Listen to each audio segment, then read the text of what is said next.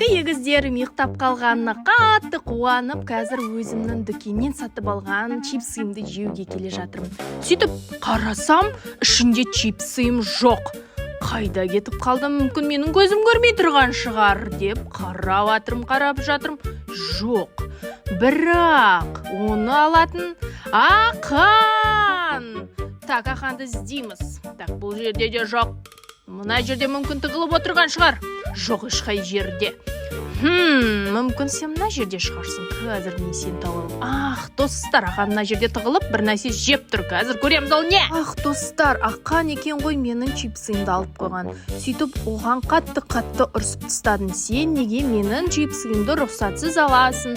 Кәне қайтар деп оның қолынан жұлып алдым. Содан кейін өзімнің сүйікті киномды қостым.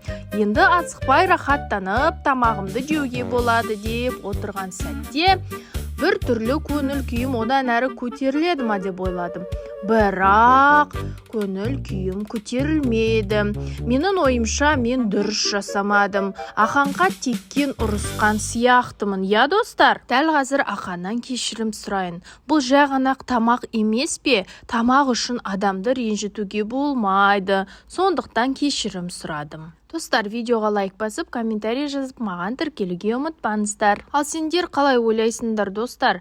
Тамақ үшін адамға ұрсуға, немесе қол көтеруге болады ма? Менің ойымша олай жасауға болмайды. Тек қана бір-бірлерімен дос болыңдар.